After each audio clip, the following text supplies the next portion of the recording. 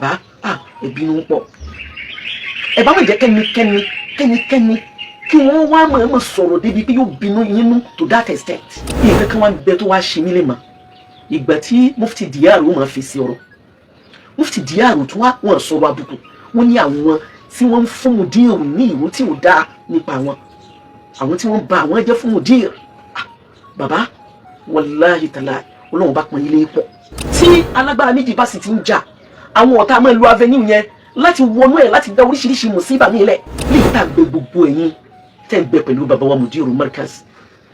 Mo ń wòye pé ṣẹ̀dẹ̀ fẹ́ wọn ṣá ṣẹ̀dẹ̀ nífẹ̀ẹ́ wọn ṣá ṣé kìí ṣe pé ẹ̀ ń rò pé bóyá Mudir sẹ́yìn bàbá n tó sẹ́yìn yẹn ọ̀làgbára pọ̀.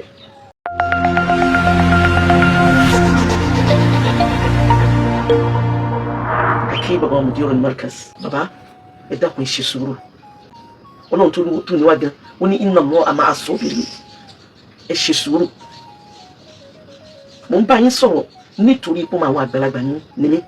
èmi náà mo fẹ́ rán yín létí o wípé kẹ́ ẹ má gbàgbé ní ọdún tẹ́ ẹ pè fún Yawmun Nisa ní ìgbà tẹ́ ẹ ṣe Usbu Sheikh tí mo wá sínú Markaz ní Yawmun Nisa mo pass message kan fún ẹ̀yin bizat ní Jordan ọ̀rọ̀ yẹn mo lè ká kí n kàn wé briefly kí n mọ́tu kẹ́ẹ̀kan tó digest ẹ̀ Ọlọ́run jẹ́ kẹ́ ẹ pẹ́ fún wa dáadáa. Bàbá mo ń sọ níjọ́ yẹn mẹ́sẹ̀gì mẹ́ta ni mo pass mẹ́sẹ̀gì fún ẹ̀yin tọ́lọ́run bá lè kẹ́ọ́lá fi sí olórí ní Markaz mo pass mẹ́sẹ̀gì fún gbogbo àwọn khiriji Markaz. Mo rò pé ọjọ́ yẹn ó ní ìjà tí ń bẹ láàrin èmi àti Mufti Diyar bàbá Mufti ń sìn ọjọ́ yẹn níjà wa bẹ̀rẹ̀ inú Markaz ló ti bẹ̀rẹ̀. Ẹlẹ́ẹ̀kẹta mo wá pass mẹ́sẹ̀gì fáwọn nàkìrí lọ́dún náà ọdún tí mo sọ ní ìsìn ó ti between 12 and 13 years ni lọ́dún yẹn. Bàbá nítorí wá kó fún yín tóbi ní tí ń bẹ lọ́dọ̀ yín gbọ̀ngbọ̀n ní tí ń bẹ lọ́dọ̀ yín ọ̀làkàwé kò láfiwé níjojúmọ́ tá a bá ti ń wò yín nínú wa máa dùn. Kì í ṣe gbogbo ẹni tó bá wọnú ìṣòro ní máa bọ́ ń bẹ̀ àwọn kan bẹ tí wọ́n wọnú ẹ̀ tó jẹ́ pé wọ́n rá síbẹ̀. Bàbá nítorí wọn bá ṣe fún yín ó tóbi ó pọ̀ débi pé kò sí ní tó yẹ yín tó ju ọpẹ́ lọ. Ọlọ́run bá lékè ọlá yóò bá ṣàlékún àlàáfíà fún yín alóore tí ń bẹ lọ́yìn ìyọ́nú Ọlọ́run tó wà lọ́dọ̀ yín àlùbáríkà tí ń bẹ lára yín ìdùnnú tó lọ́run padà fi yín ṣe fáyé ó tó ń tẹ pété ẹ bá ti gbá tẹ̀sùbá ọ̀pẹ mú kẹ́ ẹ mọ́ jùlẹ̀ dá ìmọ̀ kẹ́ ẹ dẹ̀ mọ́ ṣe nǹkan ní ìjọpẹ́ lọ. Bàbá n tó ṣe yín yẹn ọ̀làgbára pọ̀ ẹnì kẹ́kọ̀ọ́ sọ nípa àlọ́wọ́ àárẹ̀ tó jẹ́ wípé ọ̀pọ̀lọpọ̀ àwọn èèyàn míì even nínú ẹ̀ tí ń bẹ lẹ́gbẹ̀ẹ́ yín tí wọ́n bá bọ́ọ̀ta ọ̀tọ̀ ni tí wọ́n ń sọ. Ṣé ìgbà tó lọ́wọ́ wá tún wá sọ fún ọ nínú Al-Qur'an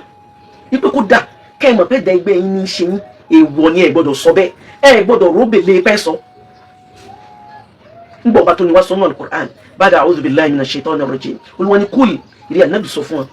pé lan yusibana mùsíbà kankan ò ní dọ́dọ̀ wa abadan nítorí wọn bá lo ìbára aláǹfún ní tí ò ní ṣẹlẹ̀ ní dojúmọ́ lolúwa fi ń ṣàlàyé tí wọ́n ń pè ní iman mukhlis adẹ̀kọ́ lọ́dọ̀ yín. Ọlọ́run ní kúl lan yusibana sọ pé mùsíbà kankan ò lè dọ́dọ̀ wa illa ma kataba Allahu lana àfi tó bá ti wà nínú lawhil mahfuz ṣáájú ká tó dáyé torí wọ́n wọ́n mọ́ lánàá olúwa tó fi kàn wá yẹn náà lolúwa wa wa ala Allah a sì mọ̀ pàápàá dọ́dọ̀ ẹ̀ falyatawakkalil mu'minin ẹ jẹ́ kó yé yín wípé ẹnikẹ́ni àgbọ̀dọ̀ fẹ̀mí sẹ́lòmíì tọ́jọ́ lọ́hùn lọ. Ẹ̀yin lẹ́kọ́ wa inú Al-Qur'an yóò mọ̀ sọ bẹ́ẹ̀ nítorí ibi tó lọ́wọ́ bá àlékè ọlá ipò tọ́lọ́wọ́ bá tò yín sí ipò tó gbẹngbẹ́ tó tóbi ni aburú kankan ò ní sàlàáfíà yín mùsíbà kankan ò ní ṣe pẹ̀lú ògo Ọlọ́run ẹ̀dẹ̀ ní kánjúkú. Bàbá ẹ̀bínú pọ̀ ẹ bá má jẹ́ kẹ́nikẹ́ni kí wọ́n wá mọ̀ sọ̀rọ̀ débi pé yóò bínú yín to that extent débi pé wàá sọ̀rọ̀ síta tó yẹn ẹ consider pé civilization ó ti jẹ́ kí gbogbo nǹkan spoil gbogbo nǹkan ti bàjẹ́. Àwọn tí wọ́n jẹ́ àwọn mushrik ọ̀gọ̀rọ̀ wọn ni inú wọn máa dùn àwọn tí wọ́n ṣe mùsùlùmí inú wọn máa dùn wọ́n yẹn ẹ̀rí wọn wọ́n máa wí bẹ́ẹ̀ o àfi kọ́ náà ọba àlékè ọlá kó jọ kó máa bá wa tún gbogbo nǹkan ṣe. Nǹkan kan wá bẹ tó wá ṣe mí lè mọ̀ ìgbà tí Mufti Diyar ó máa fèsì ọ̀rọ̀ Mufti Diyar tó wá wọn sọ̀rọ̀ àbùkù wọ́n ní àwọn tí wọ́n ń fún Mudir ní ìwé tí ò dáa nípa wọn àwọn tí wọ́n ba àwọn jẹ́ fún mudir bàbá wallahi ta'ala Ọlọ́run bá pọn ilé pọ̀ nígbà wọ́n sọ̀rọ̀ yẹn wọ́n sọ ní sọ pé wọ́n fi tàbùkù yín Ọlọ́run bá lékè wọn láti mú àpọ́nlé yẹn wá tó sì tóbi tó jẹ́ pé dáwọ́lá àwọn àgbàlagbà àlùbáríkà tàwọn tàná oríire tàwọn tàná ìdùnnú tàwọn tàná dáwọ́lá tàwọn tàná ó ń bẹ lọ́dọ̀ yín Olúwa máa gbé fún yín tán torí ìdí yẹn ó ní mo kàn ṣe rò pé gẹ́gẹ́ bí ọmọ àwọn àgbàlagbà gbogbo àwọn bàbá yẹn náà nígbà tí wọ́n lò sẹ́yìn wọ́n ní gbùngbùn ẹ̀yin ṣàkíyèsí pé wọn kì í sọ fún wa ni wọn à ní sọ torí wọn à ní fẹ́ kí àjọṣe àwa tí wọ́n bí àti tàwọn tí wọ́n jọ ní hùsùmà àjọṣe àwọn ọmọ wọn ò ní fẹ́ ọ́ dàrú wọ́n fẹ́ kàn mọ́ wọn dàgbà bá pé ọ̀rẹ́ làwọn ń ṣe àwọn tàná yẹn náà ń sọ̀rẹ́ kí ni ti wá escalate ó ti wá lágbára léyìí tá à ń bẹ gbogbo ẹ̀yin tẹ́ ń bẹ pẹ̀lú bàbá wa Mudiru Markaz mo ń wòye pé ṣẹ̀dẹ̀ fẹ́ wọn ṣá ṣẹ̀dẹ̀ nífẹ̀ẹ́ wọn ṣá ṣé kìí ṣe pé ẹ̀ ń rò pé bóyá Mudiru sẹ́yìn tẹ́ wá rí pé ńgbà tí astaghfirullah alazim torí pé gbogbo tó bá yẹ kó sọ̀rọ̀ àǹdí Mudiru gbogbo nǹkan dùn ló yẹ kó sọ̀rọ̀ àǹdí wọn kódà tí Mudiru bá ń think otherwise gbogbo ọ̀nà lẹ fi gbọ́dọ̀ gbé kúrò lọ́dọ̀ wọn ẹ gbọ́dọ̀ gbé kúrò lẹ́mìí wọn ká má tiẹ̀ wo bèlè pé wọ́n á fi react tí ẹ bá rí ntẹ́mi kọ̀ èyí ò fẹ́ react àwọn tí wọ́n bá ń bẹ́lẹ́gbẹ̀ẹ́ ni wọ́n máa sọ fún mi pé ẹ dákun bàbá yìí ṣe sùúrù àní wọ́n ṣàlàyé implication kan yẹn kí ni nǹkan yẹn lè bí gbogbo oríṣiríṣi náírà tí alukur'an tó lọ́n tó ní alukur'an ti wọ́n wa nípa pé kò sí ní tó lè ṣẹlẹ̀ ọ̀dọ̀ òun la gbọ́dọ̀ fi sí ṣáà ti gbàgbé yẹn ni torí àtẹ̀lé nǹkan míì ní gbogbo ọ̀nà òun la fi gbọ́dọ̀ nígbàgbọ́ sí nǹkan míì tó jọ lọ́hùn lọ ọ̀dà kí ni máa na ilmu tawhid kí n túmọ̀ tawhid kí lè fẹ́ ká gbọ́yé nínú ẹ̀ Ọlọ́run bá lékè ọlá yóò jẹ́ kẹ́mi yóò gùn bá wa mo sì ń fàsìkò yìí mo fi wá ń sọ̀rọ̀ lọ sọ́dọ̀ Mufti Diyar Fadilati Sheikh Suleiman Farouk ní Kìjìpá bàbá pẹ̀lú ògo Ọlọ́run bá lékè Ọlọ́run ní fi mùsíbà ṣe yín Ọlọ́run ní fi aburú ṣe yín Ọlọ́run bá lékè ọlá kò ní fi ẹnì kankan nù yín lẹ̀kùn mọ́ra wọn Ọlọ́run ní fi yín lẹ̀kùn mọ́ Mudiru Ọlọ́run ní fi Mudiru lẹ̀kùn mọ́ yín torí pé nǹkan kan ò gbọdọ̀ ṣe kankan náà méjèèjì àti gbogbo tó jáde lára yín tí alágbára méjì bá sì ti ń jà àwọn ọ̀tá máa ń lo avenue yẹn láti wọnú ẹ̀ láti dá oríṣiríṣi mùsíbà nílẹ̀ Ọlọ́run bá lékè Ọlọ́run ní fi ẹnì kankan fún ẹnì kankan níbànújẹ́ ẹ dákun inna Allaha ma'a as-sabirin Ọlọ́run ló sọ bẹ́ẹ̀ ní Al-Qur'an Ọlọ́run ní ista'inu bis-sabri was-salat gbogbo ìgbà tọ́lọ́run bá fẹ́ báwọn ẹni rẹ̀ sọ̀rọ̀ yìí máa ń fún ẹ ní sùúrù púpọ̀ torí ipò mọ̀ pé nìkan ò ní ṣe sùúrù àfolùbẹ̀rù Ọlọ́run ẹ̀yin ọba páyọ̀ Ọlọ́run nìkan láàmú rí sùúrù lọ́dọ̀ rẹ̀ ẹ̀yin bàbá Ọlọ́run bá lékè ọlá yóò jẹ́ kẹ́mi yóò gùn wallahi níjojúmọ́ òun ni Sheikh Suleiman ní máa ń sọ fún ọmọ akéwu Markaz lòun ibẹ̀ ni wọ́n ti tọ́ àwọn ibẹ̀ ni wọ́n ti sàwọn dì nǹkan yìí sùn lágbára débi tó ti wá fẹ́ hàn wípé ọ̀pọ̀lọpọ̀ àwọn èèyàn míì tí wọ́n tó Sheikh Suleiman ní marhala òun ni wọ́n bínú ni wọ́n wà lọ́ọ̀ gbin ìbínú yẹn sí ọkàn Mudiru nǹkan yìí lágbára púpọ̀ ẹ̀yin bàbá òun náà ni mo fẹ́ bá sọ̀rọ̀ Ramadan míì la wà yìí òun náà ní tán lọ yìí ẹ má jẹ́ káwọn àwọn tí wọ́n yìí sọmọ ìpìlẹ̀ tí wọ́n rẹ́ ni bí wọn tí wọ́n kàn ní opportunity ẹ má kàn jẹ́ kí wọ́n kàn máa fi yín ka kí ni wọ́n ń pè ìpèsè tó rí tí Mudiru ṣe lọ́dún yìí ẹ má jẹ́ wọ́n máa ṣe bẹ́ẹ̀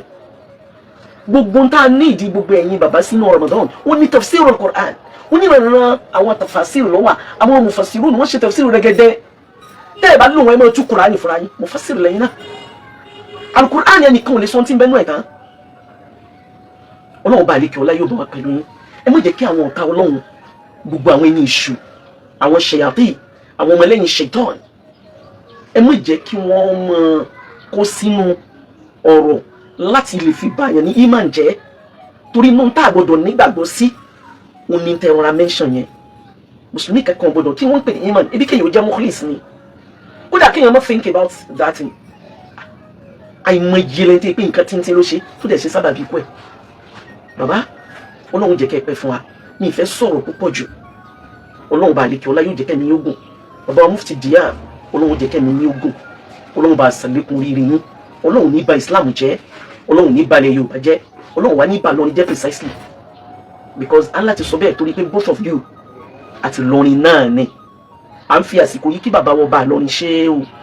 ṣéwù wallahu yasimuka minan nas I'm sorry bẹ́ẹ̀ ni bí a bá ní wallahu yasimuka minan nas náà lábá sọfí bàbá ò ní gbóhùn náà bí lè pé wọ́n wò ọlọ́run sì tún bá wa sọ wọn níbi tí ọ̀tá wallahu yasimuka minan nas la takhafu darakan wala takhsha wala hawla wala quwwata illa billah. Àgbọ́ yìí pé bàbá ti ṣàlàyé àwọn èèyàn sì ti dá sí lọ́pọ̀lọpọ̀ ìwọ̀nba bí làákàyè tèmi náà ṣe mọ́ nítorí ọlọ́run àwọn nǹkan yìí ọlọ́run bá lè kí ọlá yóò bá wa ṣàlékún rere yín yóò sì jẹ́ kẹ́ sáyé àwọn àgbàlagbà fẹ́ ní tí máa sọ lẹ́ẹ̀kan pé mo fi pè ní sákèsì káwọn èèyàn wọn pé alájà kan wọlé sí náà pé àbá sákèsì ọláyà Qur'an tó lọ ní fabima rahmatin minallahi linta lahu walau kunta faddan galizal qalbi lahanfadu min hawlik ní ìní tú bàbá o anakumullah ọlọ́run jẹ́ kẹ́mi yóò gùn ẹ má ya Qur'an yẹn ó dẹ̀ yé yín tán ẹ dẹ̀ mẹ́ǹtẹ́ náà yà yẹn torí ẹ̀ náà ní gbogbo àwọn ẹni rẹ tí wọ́n bẹ̀lẹ́gbẹ̀ẹ́ yín ò ṣe kúrò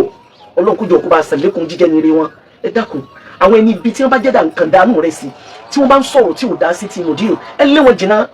ká lè rẹ́ ni mùdírù lùpẹ́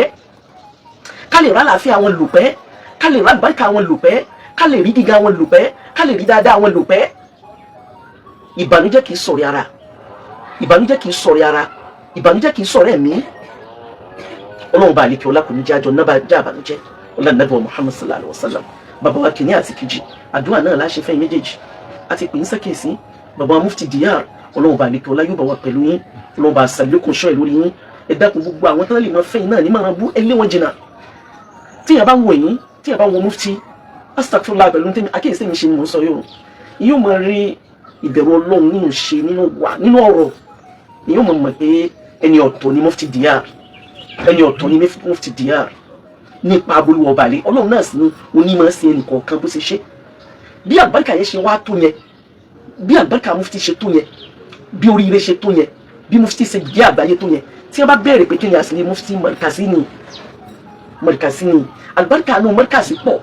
oríire tí ń bẹ nínú Markazi pọ̀ ìdùnnú tọ́lọ́ fi sí Markazi pọ̀ dáadáa tí ń bẹ nínú Markazi pọ̀ ọlọ́run bá àlekè ọlọ́run ní ìbàjẹ́ ẹ má jẹ́ ayé àyẹ̀pọ̀rọ̀ inna Allaha la yuhibbul farihin